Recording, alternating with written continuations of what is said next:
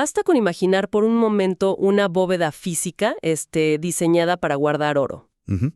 La mente inmediatamente proyecta paredes de acero de, no sé, 1 metro de grosor, guardias armados, cámaras de seguridad, sistemas de detección sísmica.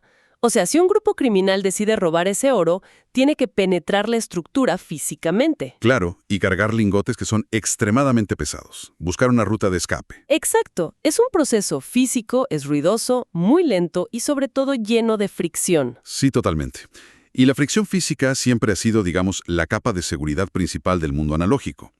Pero al dar el salto a la criptografía y, bueno, al self-custody en Bitcoin, toda esa fricción física simplemente se evapora. Y creo que esa es la parte más difícil de asimilar.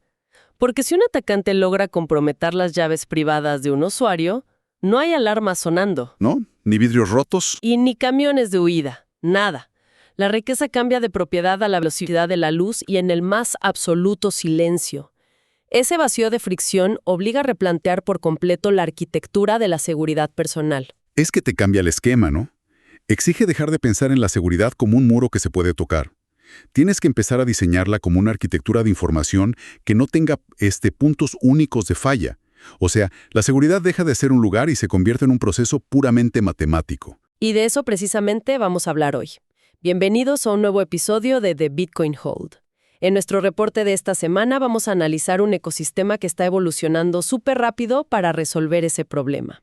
Ujú. Tenemos, por un lado, una bifurcación profunda en el diseño de las hardware wallets. También la llegada de agentes autónomos de inteligencia artificial que ya están transaccionando de forma nativa sobre la red. Y un avance técnico, yo diría que crucial, sobre cómo blindar la capa base contra el horizonte de la computación cuántica. Sí, son temas densos. Y al sumergirnos en la investigación de estos desarrollos, el objetivo de The BitHold sigue siendo el mismo de siempre, que es separar la señal del ruido. Tal cual. Hay que evaluar con ojo muy crítico qué herramientas realmente incrementan la soberanía y cuáles son, digamos, distracciones comerciales que te metan vulnerabilidades bajo la excusa de la conveniencia. Porque ejercer el self-custody no es, ir y comprar un dispositivo súper caro y dejarlo olvidado en un cajón. Es un oficio. Requiere un rigor operativo constante. Y para lograr un análisis equilibrado hoy, yo estaré abordando estos temas más desde la perspectiva del comportamiento del usuario, la adopción y cómo se ve esto en la viabilidad del mundo real. Porque a veces la teoría choca con la práctica. Claro, y yo estaré enfocado en desarmar la ingeniería que hay debajo. O sea, cuestionando los modelos de seguridad y el impacto en la infraestructura. Porque la usabilidad importa, por supuesto, pero jamás debe justificar la degradación de la soberanía. Esa tensión, o sea, usabilidad versus soberanía, creo que es el punto de partida ideal para analizar la base física de la custodia, que es el hardware. Ujú. Y los lanzamientos de esta semana nos muestran cómo los fabricantes abordan perfiles de riesgo que son muy distintos. Blockstream, por ejemplo, acaba de dividir su línea Jade. Sí, un movimiento interesante.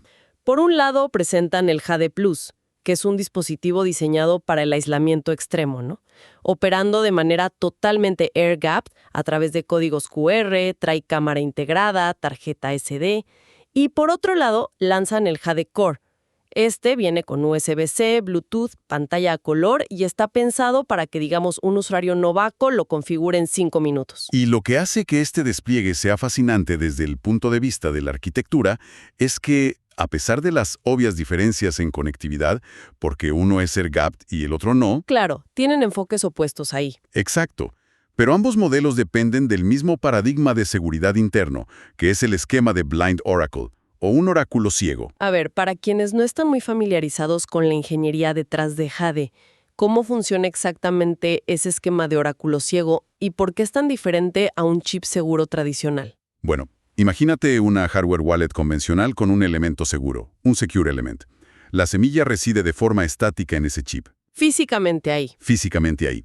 Si un atacante físico, uno muy sofisticado, ojo, logra decapar el chip con láseres o ácidos en un laboratorio, en teoría podría extraerla. El modelo de Blind Oracle cambia esto por completo. ¿Cómo? La llave en el dispositivo está fuertemente cifrada, y el propio hardware no sabe cómo descifrarla. Para desbloquear ese material de firmado, el dispositivo necesita establecer una comunicación cifrada con un servidor remoto. ¿Qué sería el oráculo? Exactamente, el oráculo. Y este oráculo no sabe qué información está desbloqueando. De ahí viene lo de ciego. Simplemente actúa como un coprocesador que es necesario. Ya, o sea que si alguien te roba el dispositivo físico... Y falla el PIN unas cuantas veces, el servidor destruye la conexión para siempre. Wow. Sí, te deja el dispositivo local convertido básicamente en un pisapapeles inútil. Es una defensa formidable contra el robo físico. Sin embargo, aquí es donde surge, pues, el debate sobre la superficie de ataque, especialmente con el modelo Hate-Core, porque muchos puristas critican muchísimo la inclusión de Bluetooth. Sí, dicen que es una herejía. Tal cual. Dicen que meter frecuencias de radio en un dispositivo de máxima seguridad es una locura. Pero a ver, desde mi perspectiva, enfocada en la adopción, yo considero que el Bluetooth es una concesión pragmática. ¿Pragmática por qué? Porque exigirle a un usuario promedio que lidie con cables OTG, formatos de tarjetas micro SD y hacer transferencias manuales de archivos offline Genera fricción. genera tanta fricción que la probabilidad de que cometan un error humano se dispara. Y esa frustración suele terminar con el usuario dándose por vencido. Y, bueno, dejando su Bitcoin en un exchange centralizado, que es el peor escenario posible. A ver, entiendo. El argumento de la fricción es válido hasta cierto punto. Yo te lo concedo. Pero validar el Bluetooth como una solución a largo plazo es peligroso. Por el vector de ataque. Sí, porque el modelo offline, donde las firmas se generan sin que la llave maestra comparta un entorno de red con un dispositivo que tiene Internet, es la única arquitectura que realmente escala contra ataques remotos. Claro. Introducir un canal de radio como Bluetooth, pues te expande el vector de ataque hacia vulnerabilidades de protocolos inalámbricos. Y esos protocolos escapan totalmente al control del usuario. Sí, es un trade-off clarísimo. Y bueno, hay quienes prefieren no hacer concesiones con las conexiones inalámbricas, ¿no? Y ahí es donde encaja perfecto el enfoque reciente de Foundation con el nuevo Passport Prime. El Prime. Dejaron muy claro un detalle técnico que creo que pasó desapercibido para muchos, y es que el Prime no ejecuta un sistema operativo móvil de propósito general. Funciona sobre algo que ellos llaman Key OS. Y esa distinción no es menor, ojo. ¿Por qué? Porque un sistema operativo tradicional, digamos Android o incluso ciertas distribuciones de Linux que son más genéricas, tienen millones de líneas de código. Sí, claro, hacen de todo. Exacto, procesan gráficos complejos, gestionan múltiples redes, ejecutan aplicaciones de terceros. Y matemáticamente, a mayor cantidad de líneas de código, mayor es el número de bugs o vulnerabilidades que un atacante puede explotar. Tiene sentido. Entonces, KeyOS reduce ese universo a un sistema minimalista. Está construido desde cero con el único propósito de proteger datos criptográficos. Y a esa reducción de software le sumaron una mitigación de hardware que a mí me parece fascinante, que es el sistema Active Tamper. Sí, eso es una locura de ingeniería. Es que si un atacante intenta abrir físicamente la carcasa del Passport Prime, hay una red de interruptores físicos e incluso unas mallas ópticas que detectan esa intrusión de inmediato. Y reacciona antes de que lleguen al chip. Exacto. Antes de que el atacante pueda llegar a la memoria, el dispositivo borra, de manera instantánea y permanente, el elemento seguro. Es literalmente un hardware que prefiere autodestruirse antes de entregar tu información. Ese es el estándar de ingeniería defensiva que requiere la custodia de alto valor, ni más ni menos. Totalmente. Y esta maduración no se limita solo al hardware físico en sí, sino a cómo gestionamos las semillas de respaldo. Mira el caso de Coldcard, que lanzó la versión 5.5.0 de su firmware, y traen una mejora crítica. Lo de la visualización en QR, ¿no? Sí, visualización en QR de semillas divididas matemáticamente mediante la operación XOR. Vale la pena que nos detengamos un momento en esa operación XOR, porque, a menudo la gente lo confunde con simplemente agarrar un papel, cortar una lista de 24 palabras por la mitad y esconder 12 aquí y 12 allá. No. Cortar una frase semilla por la mitad es una negligencia terrible. O sea, si alguien te roba 12 palabras, la entropía, que es el esfuerzo computacional necesario para adivinar el resto, cae a niveles que una computadora potente puede quebrar en poquísimo tiempo. Es un riesgo gigante. Enorme. La función XOR, o el OR exclusivo, es una operación matemática a nivel de bits. Te permite generar 2 o más frases semilla de 24 palabras, que parecen completamente normales e independientes. Ajá. Sin embargo, por sí solas, no contienen absolutamente nada de información sobre la llave maestra real. O sea, son solo ruido. Exacto, son ruido aleatorio. Solo cuando las combinas matemáticamente usando esa función XOR dentro de la wallet, se revela la verdadera llave. Así que si un atacante te roba una de las partes XOR, tienes 0% de la información. Es una defensa brillante, la verdad, contra cualquier intercepción física. Y para quienes buscan una seguridad aún más avanzada, hubo una actualización monumental esta semana. Leana Wallet confirmó que Trezor finalmente va a soportar Miniscript. Un salto gigante. Sí, para entender por qué esto es tan relevante, hay que recordar que un esquema multisig tradicional es extremadamente rígido. O sea, si configuras un 2 de 3 filmas, esas son las reglas para siempre. Para siempre. Miniscript viene a cambiar las reglas del juego por completo. Sí, porque Miniscript es un lenguaje que te permite escribir condiciones de gasto dinámicas, y lo hace de forma predecible y segura, directamente en la capa base de Bitcoin. ¿Cómo se vería eso en la práctica? Bueno, podrías programar reglas tipo, esta transacción requiere 2 de 3 firmas, pero si pasan 180 días y no hay actividad, la regla cambia automáticamente para requerir solo una firma específica, más un tiempo de espera adicional. ¡Wow! Eso resuelve de raíz el problema histórico de la herencia, ¿no? Claro, herencia y recuperación de fondos. Y lo mejor es que lo hace sin sacrificar la seguridad nativa de la red. Pero claro, toda esa sofisticación técnica de la que hablamos pierde su valor si la base matemática de repente falla. Sí. Y cuando la conveniencia empuja a las plataformas a, no sé, ignorar arquitecturas robustas como Miniscript y optar por atajos experimentales, es cuando ocurren los desastres.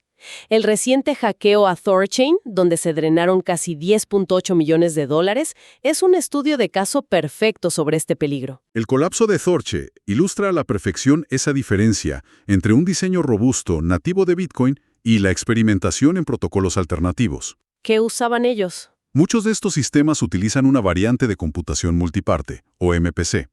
Específicamente usan un esquema de firmas de umbral, o TSS, basado en el protocolo GG20 para firmas SDSA. SDSA siendo, para recordar, el algoritmo criptográfico original sobre el que operan las direcciones tradicionales de Bitcoin. Exacto. ¿Cuál es entonces la falla estructural de usar computación multiparte para generar firmas SDSA? A ver, existe un mito súper generalizado de que, como el MPC distribuye fragmentos matemáticos de la llave entre varios nodos, comprometer un solo nodo es inofensivo. Y eso es completamente falso en la práctica. ¿Por qué? A diferencia del multisig de Bitcoin, donde cada firma es un evento independiente que luego se anexa a la transacción, en el MPC los nodos tienen que comunicarse entre sí. Tienen que hablarse. Sí. Realizan rondas de intercambio de mensajes para generar la firma final sin revelar sus fragmentos. Para visualizar el mecanismo de esta vulnerabilidad, yo pensaba en el MPC como, imagínate entregar fragmentos de un mapa del tesoro a 5 personas. Buen ejemplo. Si un ladrón logra robar un solo fragmento y estudiar minuciosamente, no sé, los bordes rasgados del papel, las marcas de tinta, el patrón del corte, él puede usar esas filtraciones de información para deducir el diseño de todo el mapa. ¿Tal cual? Y en el protocolo GG20, cuando un atacante compromete un nodo, interactúa de forma maliciosa con los demás durante esa ronda de firmado. Al analizar las respuestas matemáticas de los otros nodos, extrae errores de cálculo muy sutiles. Y con eso ya tiene una ventaja. Sí, iterando este proceso, el atacante puede reconstruir la llave maestra completa fuera de línea. ¡Wow! En contraste, el multisig nativo de Bitcoin es como instalar 3 candados físicos de diferentes fabricantes en una puerta blindada. O sea, descifrar o romper un candado no te da absolutamente ninguna pista ni atajo para abrir los otros 2. Ninguna. Esa metáfora de los candados físicos encapsula perfectamente la seguridad incondicional. En Bitcoin no hay interacción entre los firmantes durante la creación de la criptografía. Por ende, no hay filtración de datos posible. Y lo peor es que estas vulnerabilidades estructurales a veces se combinan trágicamente con vulnerabilidades operativas a nivel de usuario. Sí. Foundation, de hecho, tuvo que emitir alertas recientes sobre un sitio fraudulento que estaba distribuyendo una versión de escritorio de su aplicación Envoy. Una aplicación que oficialmente ni siquiera existe. Es que es increíble, es la forma más básica de phishing y la gente cae. Es que descargar software financiero sin verificar las firmas PGP del desarrollador es operar con una fe ciega. Y esa fe no tiene lugar en el self-custody. Y esa responsabilidad operativa se extiende al entorno de ejecución completo, ¿no? Umbrel OS tuvo que lanzar súper rápido la versión 1.7.3 para mitigar una vulnerabilidad crítica en el núcleo de Linux. Sí, la famosa Dirty Frag. Exacto. ¿Cómo afecta una vulnerabilidad en el manejo de memoria de Linux como Dirty Frag a la seguridad de los fondos en Bitcoin? Bueno, Dirty Frag explota cómo el sistema operativo ensambla fragmentos de información en la memoria. Si un atacante ejecuta este exploit, podría tomar control total del sistema operativo del nodo de Bitcoin. Pero, a ver, muchos dirán, ¿por qué me importa eso si mis llaves están protegidas offline en una hardware wallet? Importa porque el nodo es la única fuente de verdad del usuario. Claro. El nodo es el que le dice a la wallet de software cuál es tu saldo, qué direcciones te pertenecen y qué transacciones están pendientes. O sea, si el nodo miente... Si un nodo comprometido te miente, terminas validando y firmando transacciones maliciosas bajo una premisa completamente falsa. O sea, tu hardware inexpugnable no sirve de nada si el oráculo que lo alimenta, que es tu nodo, está corrupto. Totalmente. Toda esta fricción constante, o sea, el riesgo de que un error operativo humano culmine en una pérdida total de fondos, yo creo que empuja a la industria hacia una conclusión fascinante. Y es que tal vez los humanos no deberíamos interactuar tan directamente con cada microtransacción. Y ahí es donde la inteligencia artificial empieza a transaccionar de manera autónoma. Mientras nosotros batallamos contra el phishing, las máquinas ya están moviendo sats. Es que las inteligencias artificiales necesitan pagar por infraestructura, capacidad de inferencia, servidores, bases de datos. Y los sistemas financieros tradicionales son totalmente incompatibles con agentes de software puro. Claro, te exigen corporaciones, pasaportes, auditorías. Igual sí, una línea de código no puede abrir una cuenta bancaria. Pero sí puede generar un par de llaves criptográficas instantáneamente. Exacto. Bitcoin funciona realmente como el dinero nativo de Internet, libre de permisos. Y si observamos actualizaciones recientes, como la versión 1.22.2 de Alby Hub, vemos que ya han dedicado secciones enteras de su interfaz a IA y agentes. Sí, es impresionante. Integrando soporte nativo para Core Lightning y Wallets on-chain. Y también vimos a Agentic Aqua, permitiendo a los agentes gestionar sus propias wallets de Bitcoin y Liquid. Y la pieza tecnológica que viabiliza toda esta autonomía se llama Nostr Wallet Connect, o NWC. NWC es el puente crítico aquí, ¿no? Porque en lugar de darle a un agente de IA el acceso directo a su frase semilla, lo cual sería catastrófico si el modelo alucina o comete un error, sería la ruina financiera, sí. Entonces, en lugar de eso, NWC establece una conexión criptográfica basada en permisos estrictos. O sea, le otorgas a la IA un presupuesto delimitado. Sí, funciona de manera súper similar a los macarons en Lightning Networks, que son básicamente tokens de autenticación granulares. Ajá. Un usuario define criptográficamente que un agente de IA solo está autorizado a usar el comando de pagar factura por un máximo de, digamos, 100,000 satoshis mensuales. Nada más. Nada más. La IA puede operar de forma continua, negociando con otras máquinas, pero su capacidad de gasto tiene un techo rígido dictado por las matemáticas, no por la confianza en el software. Es un nivel de control financiero que el dinero fiat jamás podrá ofrecer. Ahora, sin embargo, surgen debates arquitectónicos frente a esta adopción. Siempre. Muchos desarrolladores que experimentan con agentes de IA prefieren usar servicios gestionados, como Alby Cloud. La nube. Claro, porque les abstrae toda esa pesadilla y complejidad de mantener la liquidez y administrar canales en Lightning. Y el argumento que usan es que como el usuario retiene las llaves a través de la conexión de NWC, sigue siendo un modelo soberano. Ojo con eso, es imperativo no confundir la autocustodia de la llave con la soberanía de la infraestructura. Son cosas distintas. A ver, profundiza en eso. Soluciones alojadas en la nube de un tercero pueden asegurarte matemáticamente que la plataforma no va a gastar tus fondos sin tu permiso. Bien. Sin embargo, si los servidores de esa plataforma colapsan o si sufren censura a nivel de proveedor de Internet, la operatividad de tu agente de IA se paraliza por completo. O sea, te apagan el switch. Te apagan el switch. Retener las llaves asegura el valor, ¿de acuerdo? Pero operar el nodo propio, el self-hosting físico, es lo único que garantiza el acceso ininterrumpido a la red. Es una distinción crítica. Ahora, Mientras Lightning Network madura para asimilar este flujo constante de pagos entre máquinas, el horizonte a largo plazo para la capa base presenta un desafío matemático inmenso: El más grande, quizá. el advenimiento de las computadoras cuánticas. Sí, la amenaza cuántica ataca directamente la criptografía de curvas elípticas, específicamente el algoritmo de firma Schnorr, que es el que asegura los UTXOs actuales en Bitcoin. O sea que una computadora cuántica con suficientes qubits lógicos y estables podría, en teoría, deducir la llave privada a partir de una llave pública que ya esté expuesta en la blockchain. Exactamente. Bueno, al escuchar esto, yo creo que la reacción instintiva de cualquiera es el pánico. Y la pregunta que surge es, ¿por qué el desarrollo en Bitcoin no simplemente implementa ya de inmediato los estándares criptográficos postcuánticos que recomiendan las instituciones como el NIST de los Estados Unidos? Porque implementarlos destruiría la usabilidad y la descentralización de Bitcoin de un día para otro. Así de grave. Así de grave.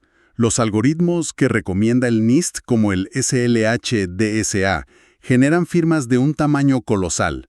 O sea, si Bitcoin adoptara SLH-DSA, el peso en bytes de cada transacción sería tan masivo que la red apenas podría procesar, escúchalo bien, 0.36 transacciones por segundo.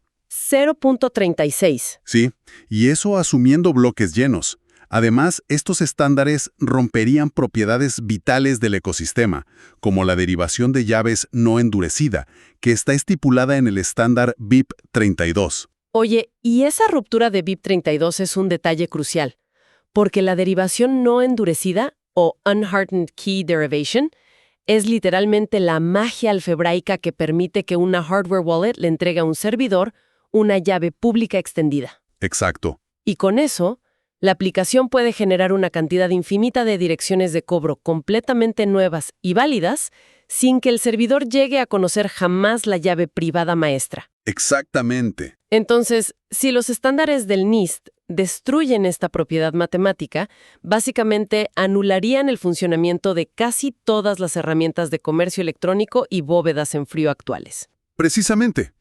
Por eso son inviables. Pero ante esa incompatibilidad, investigadores de Blockstream presentaron una propuesta. Un camino alternativo altamente optimizado. El OPE Code, OPE Check Shrinks. Sí, Shrinks. Este modelo se apoya en criptografía basada en hashes, pero introduce una distinción fundamental en la arquitectura de las firmas. Usa un modelo stateful, o sea, con estado, frente a los modelos stateless o sin estado. A ver, explícame eso de con estado o sin estado y cómo resuelve el problema del tamaño excesivo de la firma. Mira, en un esquema stateless, sin estado, la firma debe incorporar una inmensa cantidad de datos para garantizar matemáticamente que nunca, bajo ninguna circunstancia, habrá una colisión. Por eso son tan gigantescas. Claro. Un esquema stateful, con estado, en cambio, utiliza firmas diminutas de apenas 580 bytes. Ah, la diferencia es abismal. Total. Esto permitiría procesar transacciones sin ahogar la red, y logra este tamaño tan compacto llevando un registro muy riguroso de cada firma emitida. Depende de un contador de estado. Un contador de estado. Sí, una memoria interna que recuerda el número exacto de operaciones realizadas. A ver, un contador de estado suena eficiente para la red, pero pensando en la realidad operativa del usuario, suena una trampa mortal. Ah, ahí está el detalle. O sea, ¿qué ocurre si un usuario sufre una falla en su computadora y, no sé, restaura la copia de seguridad de su software wallet de hace 6 meses?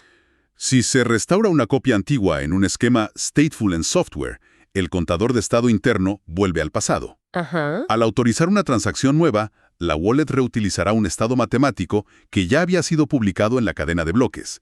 Y en la criptografía postcuántica, reutilizar un estado una sola vez revela suficiente información de la clave para comprometerla por completo. O sea, el atacante te roba todos los fondos inmediatamente. Inmediatamente. ¡Wow! Pero un sistema donde recuperar un archivo de respaldo resulte en la pérdida absoluta de los fondos, o sea, eso no tiene ningún futuro práctico. La fricción operativa sería insoportable. Totalmente de acuerdo. Sería inviable. Por eso el diseño de Shrinks es tan meticuloso.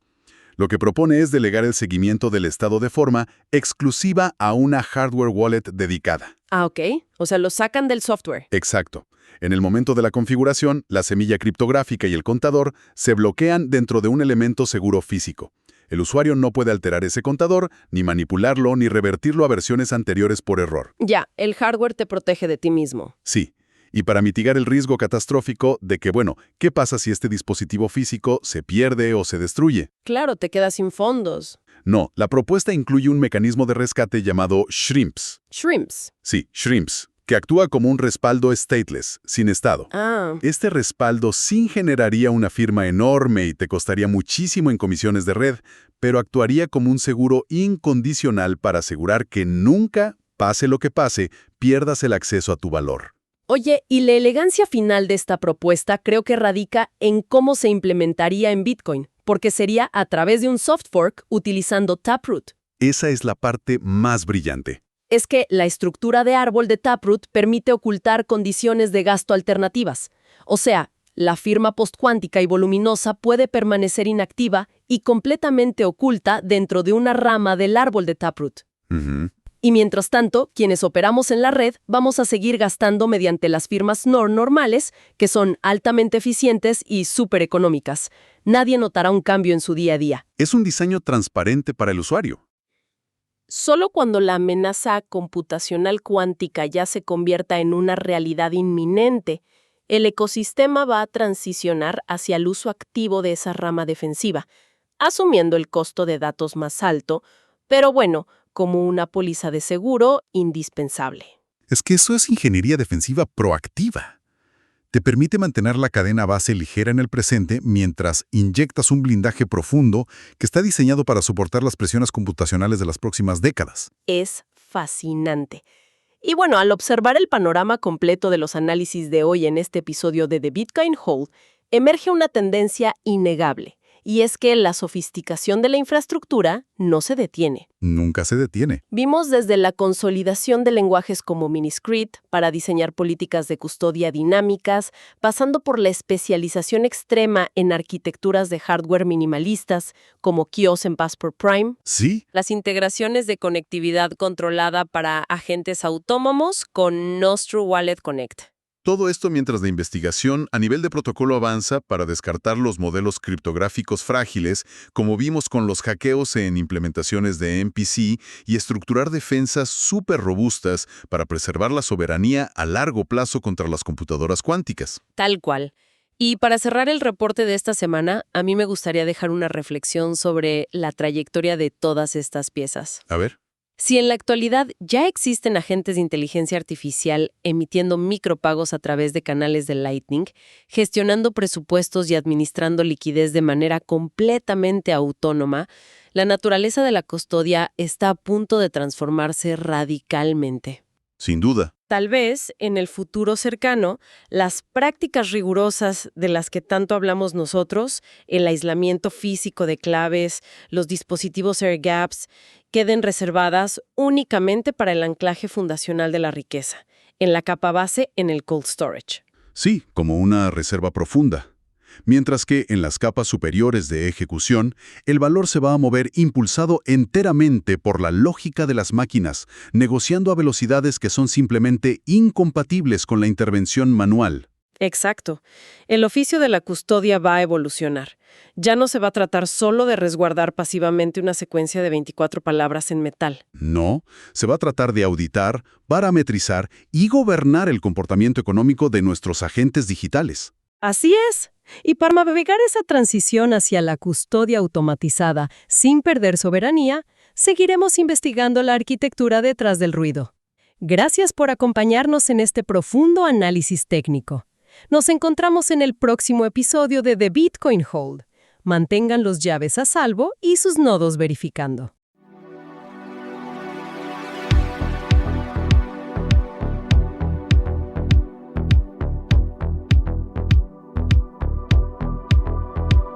Las llaves son tu carga, son tu carga.